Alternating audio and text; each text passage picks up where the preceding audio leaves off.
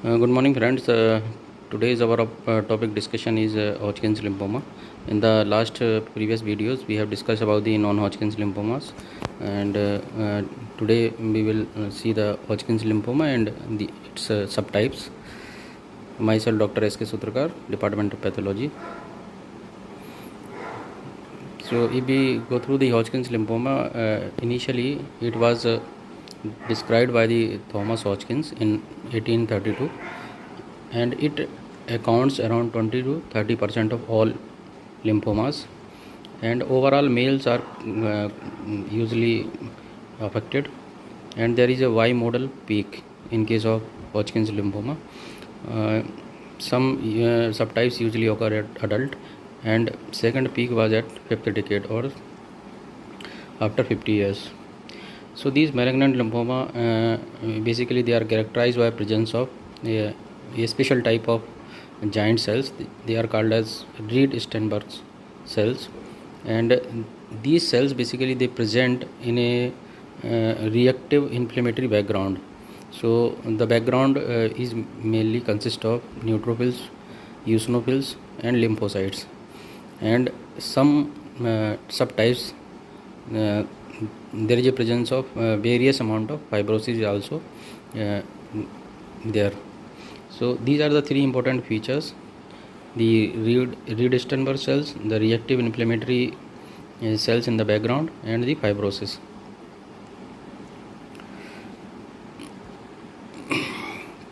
If we go through the origin of the Hodgkin's lymphoma, so in this diagram we can see these Hodgkin's lymphoma, they arise from the germinal centers cells, and it was thought they may be developed from the B cells, but in case of classical lymphomas they lacks the B cell markers, whereas non-classical lymphoma is positive for the B cells. So this is the origin of Hodgkin's lymphoma. If we go through the etiology, so Epstein-Barr virus has been is one of the important etiological agent, and it has shown in various epidemiological studies, serological studies, that Epstein-Barr virus is directly converting the B cells into the RS cells, and so it is one of the important etiological factor. Apart from that, there is a genetic etiology as well. In case of twins, there is 99% chance that the second twins also develop the same disease. The cytokines, various type of cytokines which are released during the inflammatory process, and these inflammatory cells basically recruited to the site of to the tumor site by the release of cytokines from the Reed-Steinberg cells. So we go through the molecular pathogenesis. There is activation of transcription factor NF-κB is a common event in the classical Hodgkin's lymphoma. So NF-κB is activated by the Epstein-Barr virus, and it basically it basically promotes the genes that are concerned with the survival and proliferation of the lymphocytes. So there is a gain of function type mutation is usually seen. Epstein-Barr virus tumor positive cells, they also express a protein that is called as latent membrane protein, which also upregulate the NF-κB, the function of NF-κB. And in case of negative Epstein-Barr virus negative cases also, there is a higher concentration of NF-κB is noted, and it may be due to the mutation of the gene which downregulate the function of NF-κB. So this is the pathogenesis. Basically it is a pathogenesis model. Here we can see the germinal center B cells, and they are transformed by the Epstein-Barr virus. The genome of these cells is basically modified by the Epstein-Barr virus by upregulating the transcriptional factor, and here we can see there is a formation of RS cells, a typical type of giant cells with wide-lobed nucleus and prominent nucleoli. And so these RS cells, they basically they lost the apoptosis, and they release lot of cytokines which recruit the inflammatory cells. So this is the basically the phenomena which occur. So here it is the role of transcriptional factor NF-κB. Here we can see it is basically concerned with the inflammation process, inflammatory process, cytokines receptor, adhesion molecules, and these basically these changes are especially seen in the inflammatory diseases such as arthritis and other. There is a invasion of the apoptosis. So this NF-κB acting as an inhibitor of the apoptosis. So the cells refuse to die and they will survive for more time. And it also upregulate the certain type of proto-oncogenes, that is CMYC and cyclin D, which increases the proliferation of the cells. And it also suppresses the some tumor suppressor genes, or inactivate the tumor suppressor gene, that is p53 and RB, and these all together lead to the cancer, that is Hodgkin's lymphoma. And apart from that, breast cancer and other also implicated by this transcriptional factor. So this is the main mechanism of the mechanism of pathogenesis in case of Hodgkin's lymphoma.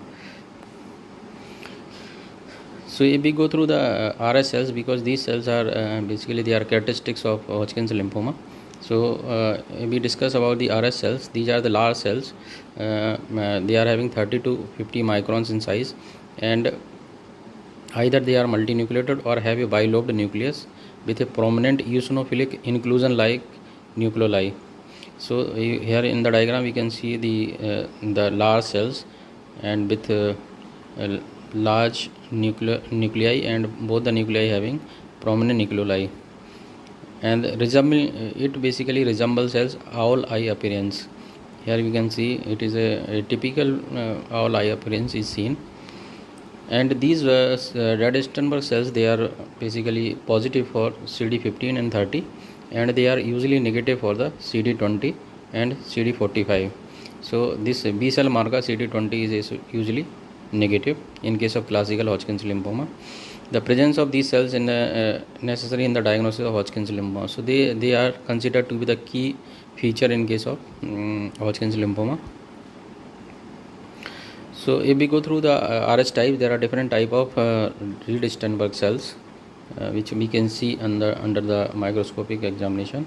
So first is called mononuclear Hodgkin cells, and it is the commonest type of cells, differ from the lacunar by the pink cytoplasm.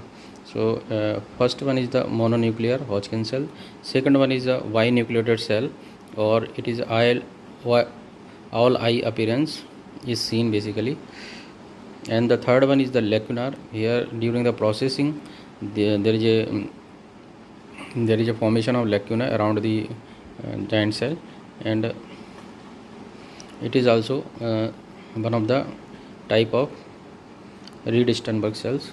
Apart from there is multinucleated coin on a plate type appearance is seen. So it is also another type. And these popcorn cells, they are usually commonly seen in case of lymphocyte predominance. So these basically they are lobulated nucleus. And last one is the mummified cells or pycnotic nuclei. So these are the few different type of RS cells which basically seen in the different subtypes of the Hodgkin's lymphomas. If you go through the microenvironment of these RS cells, so these RS cells release a lot of cytokines, and these cytokines basically recruit the various type of inflammatory cells, especially the neutrophils, which are interacted in response to interleukin 8, and the eosinophils, which basically recruited in response to the interleukin 5, and the basically the eotoxin, or it recruits the eosin, and as well as there are chemokines. CCL5 is one of the important chemokines which basically attract various type of cells. So this form the microenvironment around the RS cells, and this is due to basically the release of various type of cytokines. If we go through the classification, as per the WHO classification, the Hodgkin's lymphoma, they are categorized into basically four entities, and these all four entities, they are called as classical Hodgkin's lymphoma. And there is a separate entity, that is lymphocytic predominant type. It is called as non-classical Hodgkin's lymphoma. So we will discuss one by one these all the classical and non-classical Hodgkin's lymphomas. So in case of nodular sclerosis, it is most common type of Hodgkin's lymphoma, and the incidence is basically equal in case of females and males.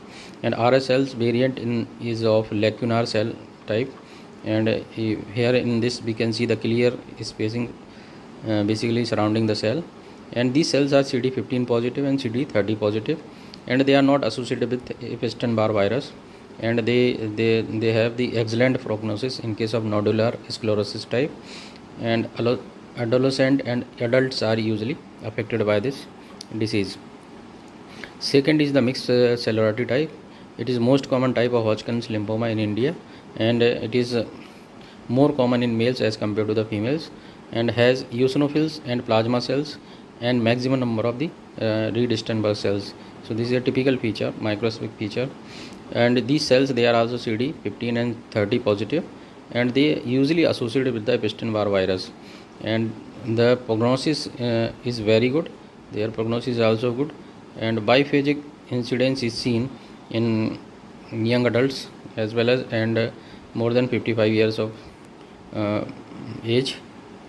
And the third condition is lymphocytic rich, in which we can see the males are commonly affected as compared to the females, and the RS cells, they are mononuclear, and these lowest number of RS cells are seen in case of lymphocyte rich, and cells are CD15, CD30 and they are positive, and they are CD20 negative, and these are associated with the Epstein-Barr virus, and these thought to be have the good or excellent prognosis, and usually seen in case of old age group.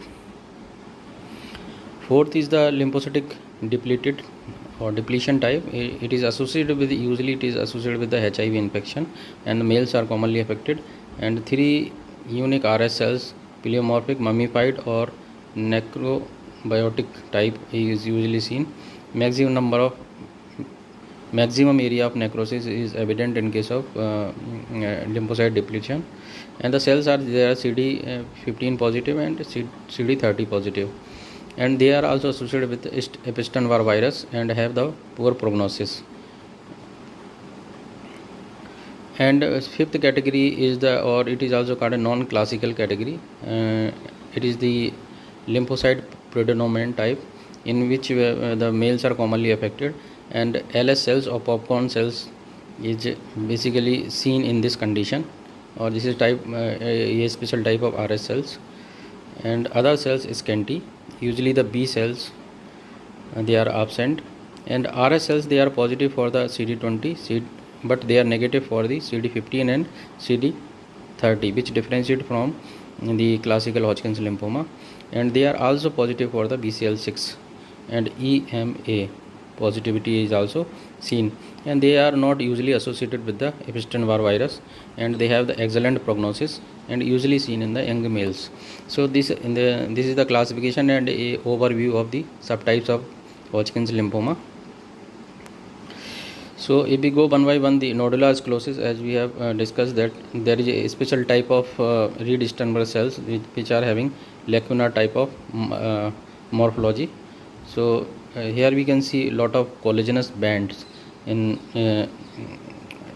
surrounding area of the nodule, and its peak incidence is 15 to 34 year of age, and as we have said, the incidence is almost same in case of males and females, and it is having better overall prognosis and more than 90% survival at 5 years of early stage disease detection, and adverse prognostic indicators are massive mediastinal disease. So these are the few features of the nodular sclerosis type. If we go through the microscopic examination, we can see that clearly there is a formation of collagenous bands in these basically nodules, and separately we can see the lacunar cells with the clear cytoplasm is seen surrounding that. And these RS cells, they are basically the CD15 and 30 positive, and in the background we can see the lymphocyte, plasma cells, eosinophils and macrophages. And these lacunar cells are basically formalin fixation artifact of delicate folded or multinucleated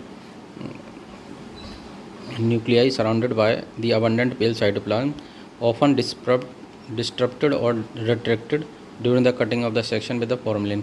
So this is a defect basically which occur during the tissue processing, and which form the lacuna around the this giant cell. Second category is the mixed cellularity type, in which the RS cells they are seen in diffuse or vaguely nodular mixed inflammatory background without nodular sclerosis or fibrosis.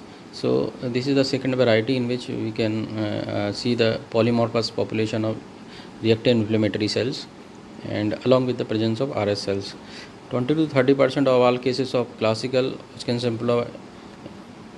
Hodgkin's lymphoma develops in the countries.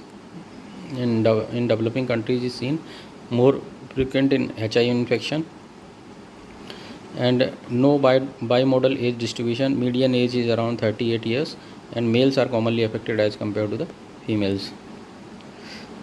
So here in the microscopic view we can see these RS cells. They are present in the inflammatory background, and this background is basically consists of eosinophils, histiocyte, neutrophils and plasma cells. And these RS cells, they are positive for the CD15 and 30, and there is a interstitial fibrosis as well, but the broad band type of the fibrosis, it is usually absent in case of mixed cellularity. And there may be presence of granulomas and prominent epithelioid histiocyte, especially they are seen in the Epstein-Barr virus positive cases, the formation of granulomas. Third category is the lymphocyte rich type. It is another important category in which basically there is a presence of less number of RS cells, and they are usually associated with the background is usually consist of a small lymphocyte, but there is absence of the neutrophils and eosinophils.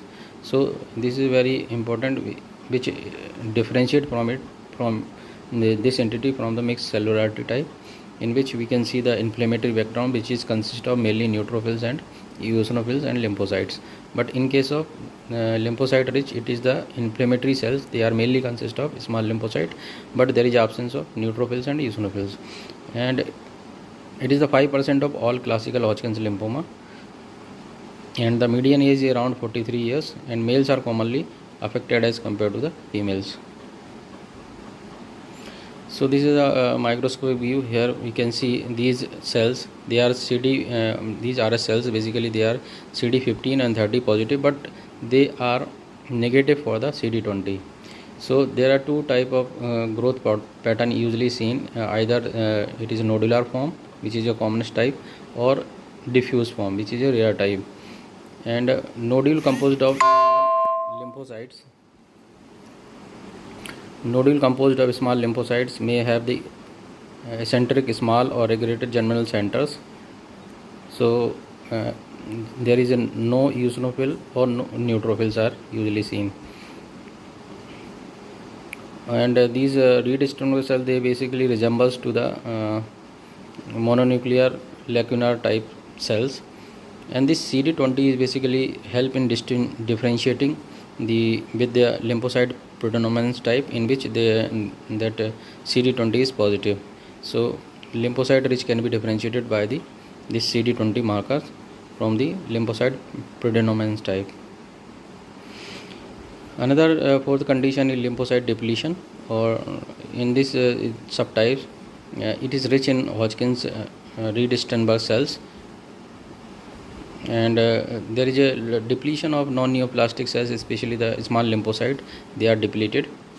And less than 1% of all Hodgkin's lymphomas are of lymphocyte depletion type, and it is more common in developing countries, and median age is around 30 to 37 years, and males are commonly affected. If you go through the microscopic picture, there are two different type of microscopic picture we can observe. A diffuse fibrosis type, in which there is a heavy deposition of collagen fiber. Number of lymphocytes and other cells are varying in number, and these lymphocytes are basically depleted in this condition. And there is another subtype is called reticular subtype.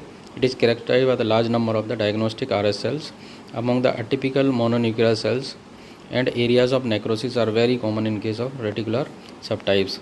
And these cells which are seen in this, they are CD15 and CD30 positive. So these four categories, they are called as classical Hodgkin's lymphomas, and all of these having the Reed-Sternberg cells, and these Reed-Sternberg cells are basically, they are positive for the CD15 and CD30. And the last one is the lymphocyte predominant type Hodgkin's lymphoma. Is basically indolent, and it is having CD20 positive form of lymphoma, or it is showing the positivity for the CD20 markers, whereas it is negative for the CD15 and CD30. The presence of LH type of cells or popcorn cells are commonly seen in case of lymphocyte predominant type. And this RS cell is basically characterized by the form the disease invariably express the B lymphocyte marker such as CD20. So this is a very important differentiating feature from the classical Hodgkin's lymphoma, the presence of CD20 marker. I hope this video will be useful for you. Thank you very much for watching this.